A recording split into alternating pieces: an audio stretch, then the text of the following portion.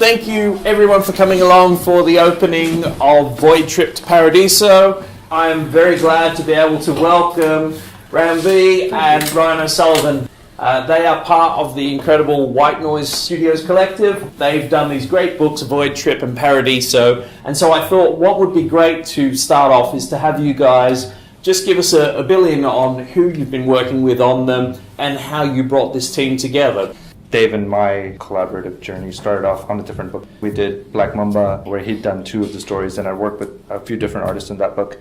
He had a way of capturing mood and atmosphere, which is, I mean, as a writer, is the most difficult thing to get across in a script. I mean, you can get all the factual details across, but you really want your artist to capture the essence of what that scene feels like, really.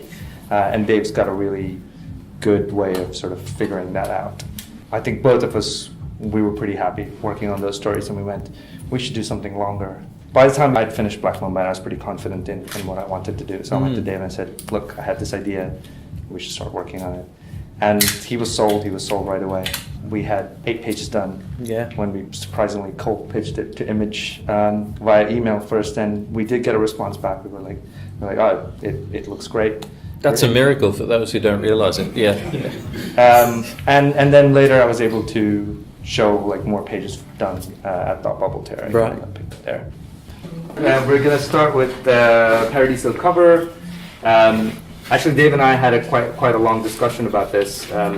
If you look at Dave's art, he tends to render a lot of things. He tends to add a lot of texture, but I said with the cover that we wanted to do something that was half design, half illustration, and he was on board with that idea. So we said every cover that we do is going to have one central illustration, and then it's going to have design elements around it. Right. And so that's why that cover looks like that.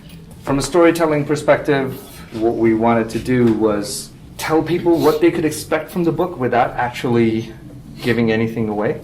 When I first started doing this, I was talking to Mukesh Singh, who did 18 Days with Grant Morrison. He's done a bunch of covers for Marvel. And he said, the trick with a cover is your cover should make the reader go, I wonder what this is about. So he says, if I ever do a cover myself, I refuse to do like a character on the cover kind of standing tall. So I took that and I thought that was really smart. You see that the book is going to be about robots, it's going to be about technology in some strange way, but there's also this sort of grotesque monstrousness to what you're seeing on the cover. And I think that is reflected in the story later on. So I thought as a cover it was pretty successful. Okay, so we'll move on to the pages from there.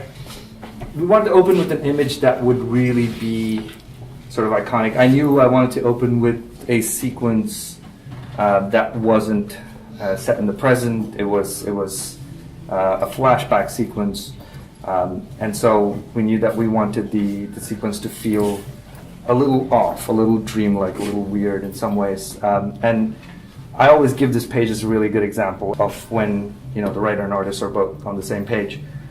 When I sent the script to him, the panels were actually all scripted out. They were all supposed to be, like, I don't know how to describe this, but the background of the panel is one image, and then there are multiple panels in set. They were not supposed to be that way. They were supposed to be on a grid. But what I told him is that I was trying to layer a narrative. So if you look at the text, the narrative that goes on top of that doesn't actually talk about what's going on here. It talks about a childhood experience. Right. And so there were 2 sort of separate things layered on top of each other.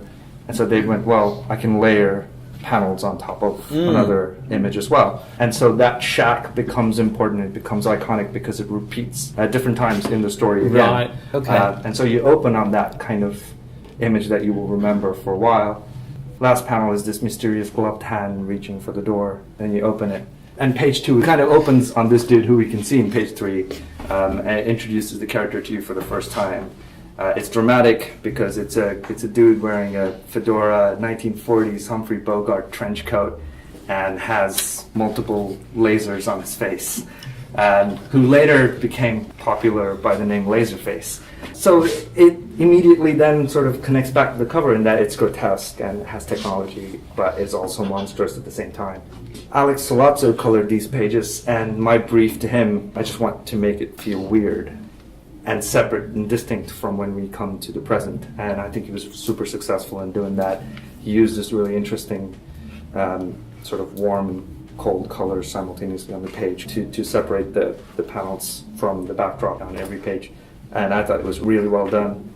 And you do get a sense of being unnerved by those colors. And then we jump ahead to page 4, which is set in Aquarius Point, and it's in the present. And with Aquarius, we really wanted to open near Paradiso, so the visuals had to be dramatic. And they had to say this is a book about a city, but also being somewhere that, in terms of scale, is just beyond what we've experienced. So we're actually inside a railway track.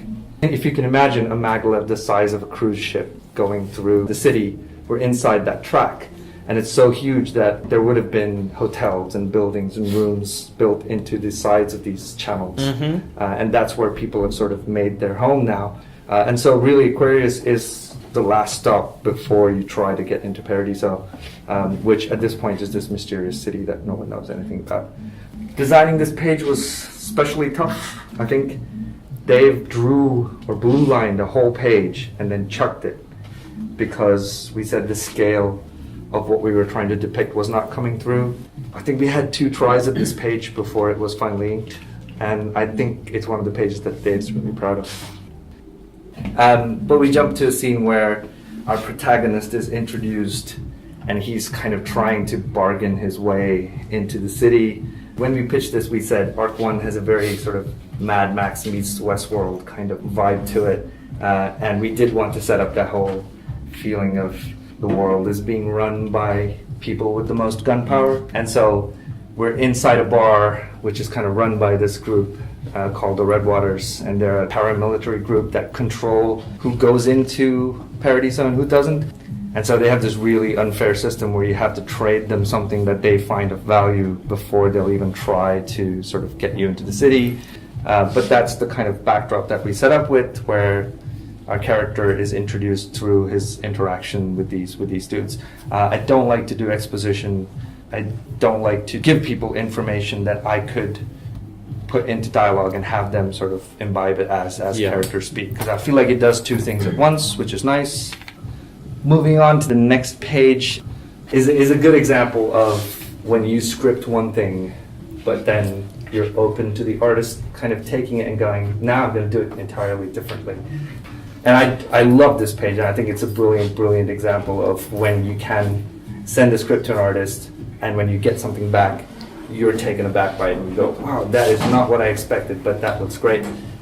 So this was, again, supposed to be a page with preset panels, and it had a panel of Jack kind of climbing up this tower, trying to make his way to the top. But what Dave's done is he's taken that tower and placed the rest of the panels within them, and so the Jack climbing up bit just becomes part of the background, part of the narrative of the page, and it works really well because it keeps the reader's eye kind of roaming within the page as well. The next thing we come to is the double page spread. These are the pages that we ended the pitch on. I thought it was a really good way to end the pitch, and I remember there's a story here that involves Ryan. I'd put up these pages as part of this kind of discussion forum comics experience for those of you who are interested. That's how we met. Yeah, so it's a forum where you put up your pages and you get critiqued for it. And a lot of people went, I wouldn't do it this way because it doesn't end on a cliffhanger, your pitch, or it doesn't convey this the sense of, oh my God, what's going to happen? I don't think it needs to. I think people take the idea of a hook too literally. A hook can be causal, it can be logical and linear like that, or a hook can just be something you've seen. And then you go, what the hell, I need to know what's going on. So the reason I say that is everyone who's seen this has mentioned that building. Yep. I go, why the hell is there a building just floating without a bottom part? And that's a part of the visuals in Paradiso throughout, where you always get a sense of, oh yeah, this looks amazing, but there's something wrong here. Right. And the same thing with this gigantic building that's just fallen across the whole cityscape. And so there is a sense of beauty and grandeur to it, but there's also a sense of the uncanny, that something happened that you don't know about. So you don't necessarily need to end on something that asks the next question or makes you go, what happens next? You need to end on something that makes the reader curious enough. The next page we moved on to, so I like doing this, I like sort of dropping in clips of parts of the story that will be important later on. I have tried and failed at this, and I've also tried and been successful at it, so it's still an experiment in the works, but I think here it worked successfully in that I introduced two characters who you will not see until much later in the issue. But the point of doing this was we'd introduced the world, now we were introducing the people who populated it. And so there was very much a difference between pre-Paradiso characters and post. And so once you've seen the city, you see these two sort of looking back almost at us. The other interesting thing for both Dave and I as creators on this was the design for these two characters. We spent a lot of time sort of going back and forth on them. They're kind of human, they're also kind of bionic. We didn't want to do anything that had already been done before in terms of cyborgs and stuff. So I think we tried to make the characters stand out in that sense. One of them doesn't speak, and so in this particular page, the only thing he does is sort of unsheath an air pressure sword that he has, and that is dialogue enough. So that's just a sound effect there. Right. And then you see the other characters speaking in response to it, which kind of worked quite well. The next page is Jack coming into an area of Aquarius called Bunks, where we get to see another important character. Her name's Moira, and she's sitting there kind of narrating a mythologized story about Paradiso, about like flying ships that used to carry people around, and you immediately get the sense that she's talking about the maglev on Yeah. but she's talking about it in a way as if it was magical, and that people actually lived on floating things, and she thinks about the city in a very different way to Jack, because that page ends on a panel where she talks very romantically about what humanity used to be and what it is now, reinforcing that idea that there was a before and an after and something changed. Right. Those are all the pages we have from issue 1. There's a lot of stuff that happens in issue 1 after that, but you'll have to read the book to find out. Of course, well, that's always the goal. We're going to move on to Void Trip. So I'm Ryan, I'm the writer of Void Trip, and Play Klaus is the artist of it. We worked on a book together called Turncoat. It was originally a webcomic for a little bit, and it did really well online. So then we kickstarted it, went great, and once you've done a whole graphic novel together, you think, actually, we're doing okay. Sometimes you can do things with artists and it doesn't work out for whatever reason, but he'd done 164 pages of a comic with me and wasn't sick of me, so I thought, well, let's try another one. So Void Trip happened.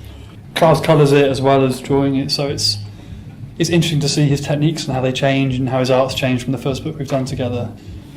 So it's about these sort of two space hippies travelling through a universe they don't really like all that much, trying to find the promised land of euphoria. The main characters, they're opposites, but they're very similar as well. Anna looks a little bit crazy and Gabe looks a little bit more sort of weathered by the world, but they're both essentially just the same person, the same hippie at different stages of their life.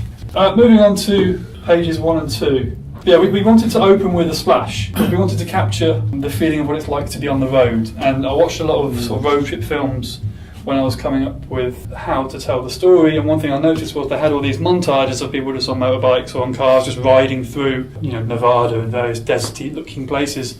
And I thought, how can we have that in a comic? Because if we had like a single page with lots of jump cuts, it would feel quick. So rather than trying to capture that, I thought if we open every issue with a double-page spread that just shows the location, that gives the reader an immediate emotional hit of the vastness of space. And then we jump into the fact that these two space hippies are stealing fuel, but they're not doing a good job at it. Like Gabe, the older wise dude, he's keeping a lookout, whereas Anna is clearly high as hell and is just ranting about how big the universe is. And it gets to a point where he's like, you're not actually stealing fuel. The thing we're trying to do, you're just refusing to do. You're just talking for attention.